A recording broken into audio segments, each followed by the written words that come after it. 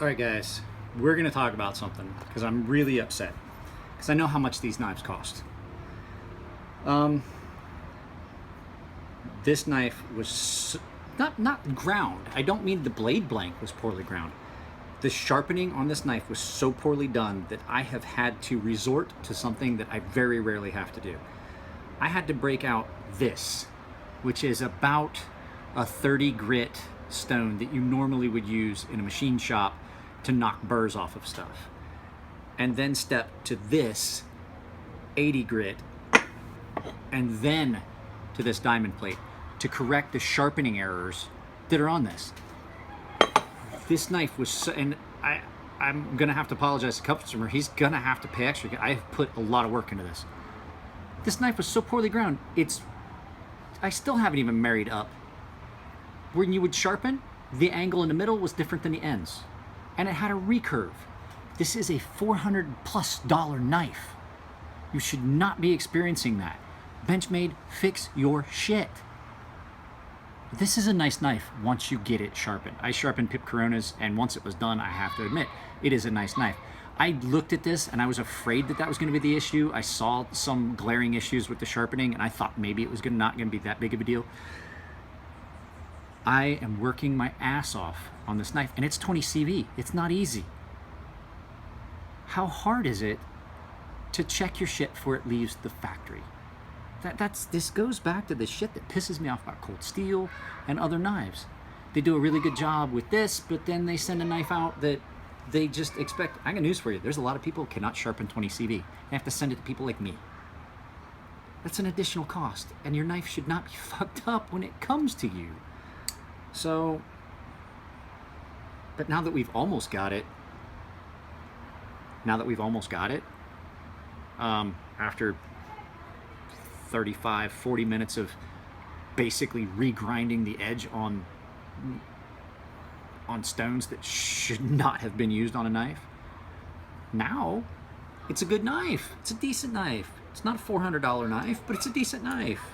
And there'd be a lot of people argue it is a $400 knife. I don't see it with the fact just because it's an integral. Everybody's like, oh, it's an integral. That just makes it more difficult. It makes it even more difficult. This is a knife that, where am I gonna go here? Let's see. Like I said in my video, I don't necessarily recommend taking knives apart. You don't necessarily have to. There are some knives you do, yes, you do have to. My WE 601, my Reat, just because of the way the bearing races are.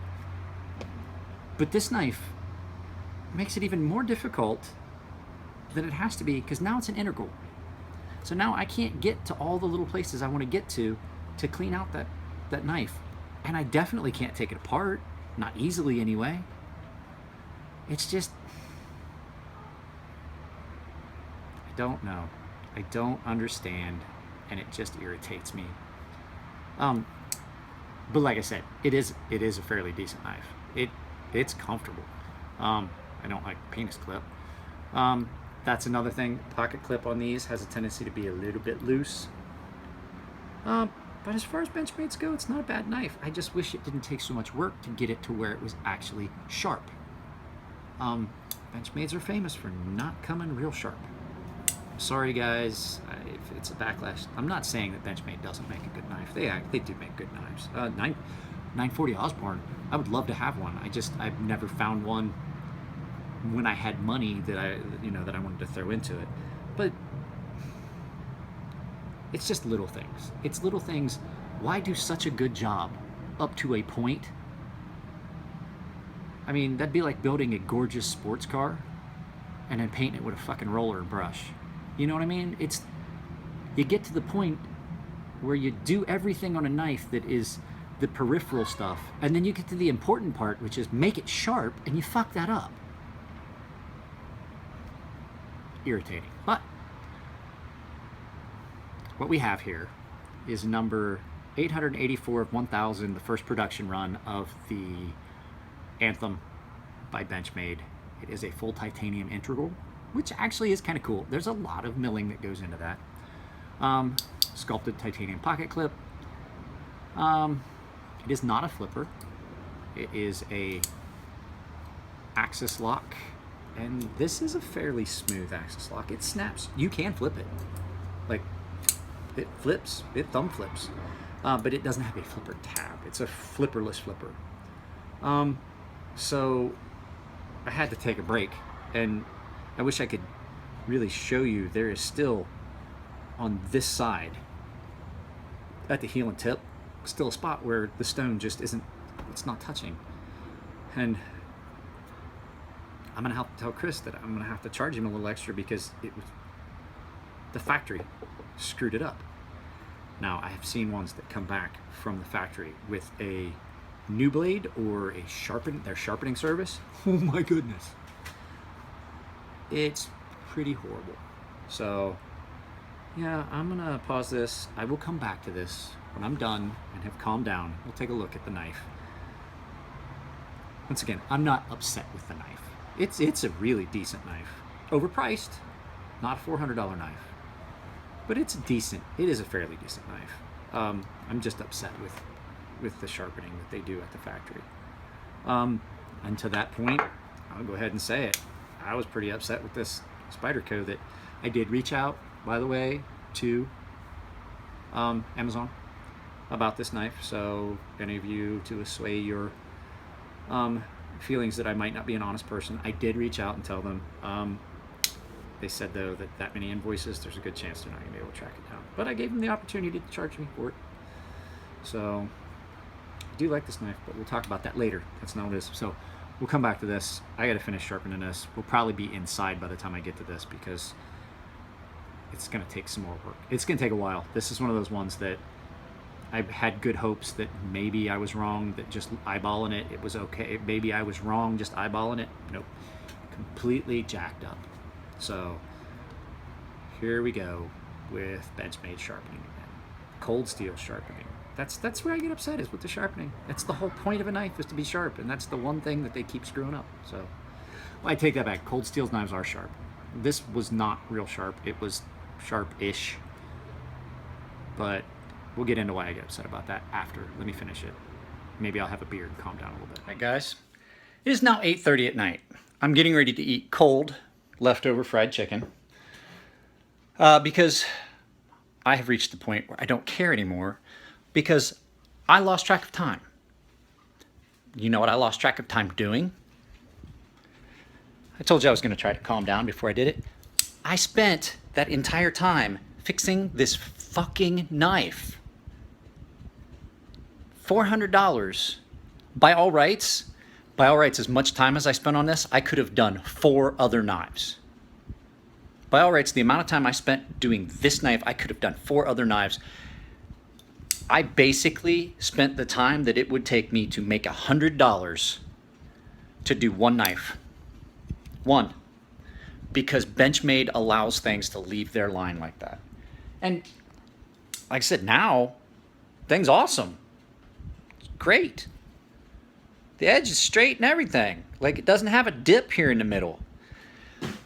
It had a low spot right here. And as you can see, there's still, like, I'm going to talk to the edge has been married up. I can't take any more metal off. If I take any more metal off, it's going to cost this guy more than he's going to be willing to pay. I reached a point where I'm like, I'm not doing it anymore because I have to charge him way beyond anything that I would normally charge for this one knife. I started on this knife at 6 o'clock at night.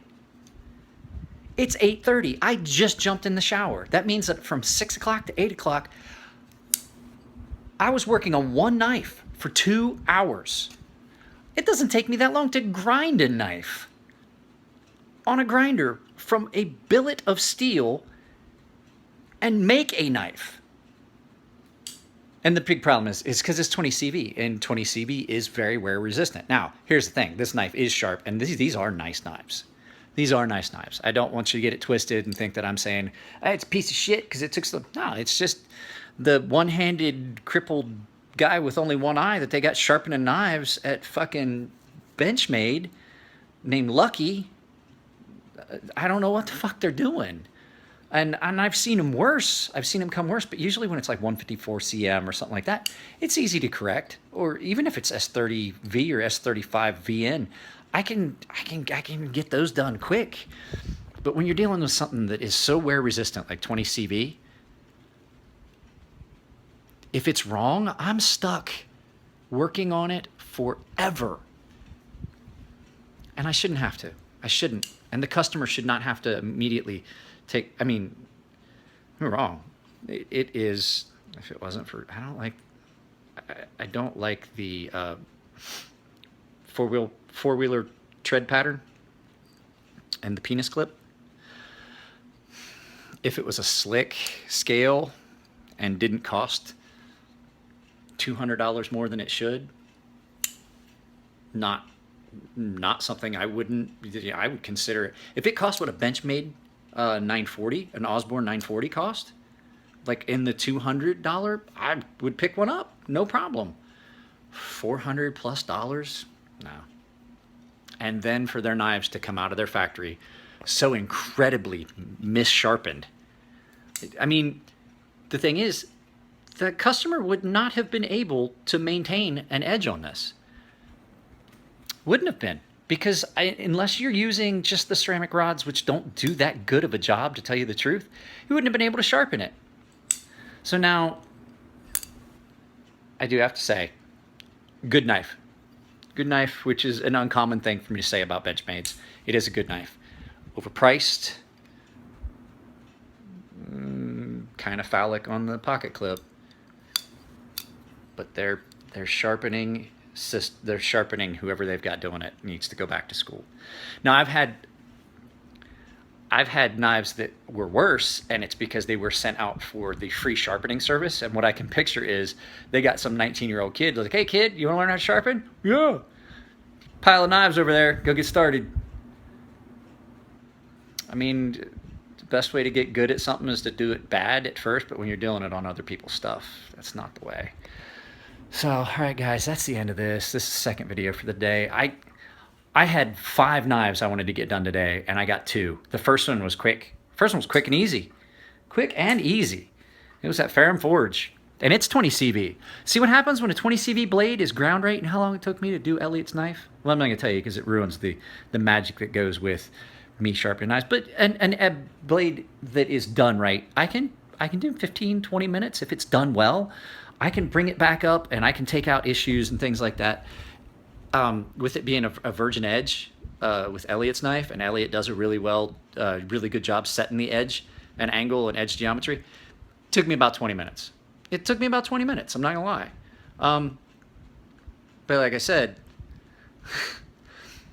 I don't want to sound cocky or full of myself or something like that. I had a guy come, he brought 2 knives, and he said he wanted to sit and wait. I said, that's fine. I have a chair out there for that if somebody. So he was local, and he watched me sharpen the first knife. He's like, I can't believe I'm paying $25 for that, for like that period of time. And so I walked away. I was like, all right, have at it. He goes, well, I can't do that. I was like, well, that's why you're paying $25.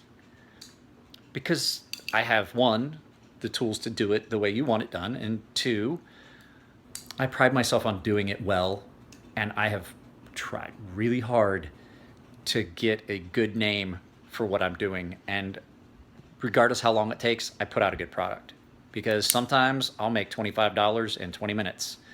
Sometimes I'll make $30 in 2 hours.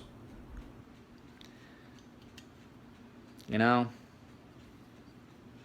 So, all right, guys, I am gonna get off here. I have to eat something. It's 8:33 in the evening, and I haven't eaten anything at all today. So I lost track of time. Just doing this, watching Netflix and YouTube videos. So, all right, guys. I'm trying to find out from Pip Corona. There may be a chance that knife is going to stay with me, and then I'm going to try and find a seller for it. I'm trying to find out for sure. We'll find out the Rask. We'll find out for sure, but he definitely wants to sell it. So if you are interested in that black Rask with the gold hardware, let me know, and I can either point you in the right direction or let you know how it's going. Just like I said, text me. The best way is to text me. A lot of times I don't answer my phone because I'm in with business owners and things like that, but I will respond to texts. Just let me know, hey, it's about the Rask, and I'll let you know, and I can forward the stuff on to Pip. He's pretty He's big on Instagram. You could probably get a hold of him there, but he is a pretty private guy, and I'm not sure how he wants to do this. So, all right, guys, I got to put these 2 videos together, get them up, and I will talk to you later. Take it easy, and get your sharpening shit straight, Benchmade.